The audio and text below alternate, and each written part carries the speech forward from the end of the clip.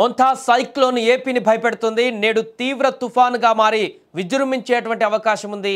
క్రమంగా రాష్ట్రం వైపు రాకాసి తుఫాన్ దూసుకువస్తుంది. నేడే అత్యంత కీలకంగా వాతావరణ అధికారులు కూడా చెప్తున్నారు. మంగళవారం సాయంత్రానికి లేదా రాత్రికి తీరం దాటే అవకాశం ఉంది.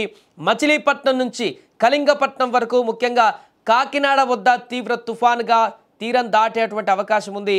తుఫాన్ తీరం దాటేటువంటి సమయంలో భారీ నుంచి అతి భారీ వర్షాలు కురుస్తాయి. భీకర గాలులు కూడా వీచే అవకాశం ఉంది. తీరం దాటే సమయంలో గంటకు 90 నుంచి 110 కిలోమీటర్ల వేగంతో బలమైనటువంటి గాలులు వీస్తాయని కూడా అంచనా వేస్తున్నారు. ప్రస్తుతం పశ్చిమ మధ్య నైరుతి బంగాళాఖాతంలో ఉన్న మోంతా తుఫాన్ గడిచిన 6 గంటలలో గంటకు 15 కిలోమీటర్ల వేగంతో ఉత్తర వాయువ్య దిశగా కదిలింది. ప్రస్తుతానికి మచిలీపట్నానికి 280 కిలోమీటర్లు, కాకినాడకి 360 కిలోమీటర్ల దూరంలో, విశాఖపట్నానికి 410 కిలోమీటర్ల దూరంలో ఉంది. ఇక ఈ యొక్క ప్రభావంతో ఇవాళ శ్రీకాకుళం నుంచి నెల్లూరు వరకు అతి భారీ వర్షాలు కురుస్తాయి.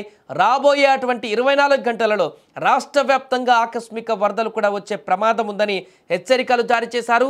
విజయనగరం కానీ, విశాఖపట్నం కానీ, అనకాపల్లి, ప్రకాశం, నెల్లూరు, తిరుపతి, చిత్తూరు, అన్నమయ్య, వైఎస్ఆర్ కడప, కర్నూలు, నంద్యాల, అనంతపురం జిల్లాలకు ఫ్లాష్ ఫ్లడ్స్ అలర్ట్ జారీ చేశారు. దీంతో అక్కడున్నటువంటి ప్రజలందరూ కూడా అప్రమత్తంగా ఉండాలంటూ సూచిస్తున్నారు. అలాగే మోంతా తుఫాన్ నేపథ్యంలో కోస్తా జిల్లాలలోని చాలా ప్రాంతాలలో ఇప్పటికే వర్షాలు కురుస్తున్నాయి. సోమవారం నుంచే విశాఖ పరిసర ప్రాంతాలలో కూడా వాన దంచి కొట్టింది.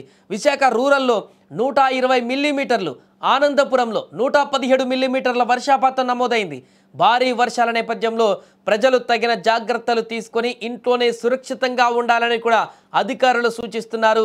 మోంతా తుఫాన్ 233 మండలాలలోని 1419 గ్రామాలు, 44 మున్సిపాలిటీలలో ప్రభావం చూపే అవకాశం ఉందంటున్నారు. ఆయా ప్రాంతాలలో ఇప్పటికే 2194 రిలీఫ్ క్యాంపులను కూడా ఏర్పాటు చేశారు. అవి కూడా సిద్ధమైపోయాయి.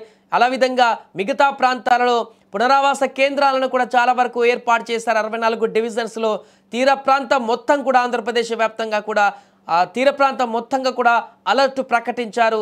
పోర్టుల వద్ద అయితే 3వ ప్రమాద హెచ్చరికను కూడా జారీ చేశారు. స్కూల్స్కి సెలవులు ప్రకటించారు.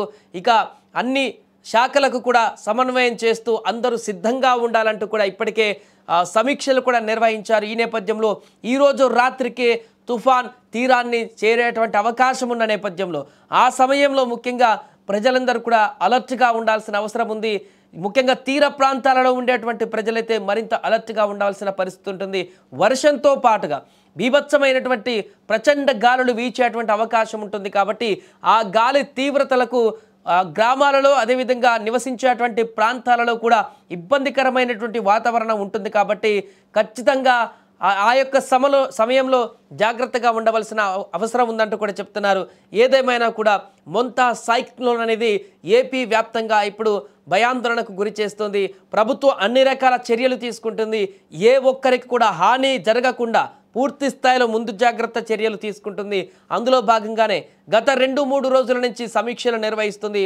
ముఖ్యమంత్రి చంద్రబాబు నాయుడు నేరుగా రంగంలోకి దిగి అధికారులందరితో సమన్వయం చేస్తూ తుఫాన్ని ఎదుర్కోవడానికి తీసుకోవాల్సినటువంటి జాగ్రత్త చర్యలు, ఒకవేళ తుఫాన్ తీవ్రత అధికంగా ఉంటే దాని నుంచి కాపాడుకోవడానికి, దాన్ని ఎదుర్కోవడానికి వచ్చేటువంటి ఆస్తి నష్టాన్ని కూడా అంచనా వేసి దాని నుంచి కూడా తప్పించుకునేటువంటి మార్గాలను కూడా అన్వేషించారు. ఏదేమైనా కూడా ఈరోజు రేపు ఈ యొక్క మోంతా తుఫాన్ అనేది తీర ప్రాంతాలలో, ముఖ్యంగా కాకినాడ ఆ పరిసర ప్రాంతాలలో మరింత బలపడి అక్కడ ఉన్నటువంటి ప్రాంతాలను కూడా ఫ్లాష్ ఫ్లడ్స్కు దారి తీసేటువంటి అవకాశం ఉన్నట్టుగా కూడా చెప్తుంది. కాబట్టి వాతావరణ శాఖ ప్రజలందరూ మాత్రం ఈరోజు రాత్రి ఉదయానికి కొంత అలర్ట్గా ఉండాల్సిన అవసరం అయితే ఉంది.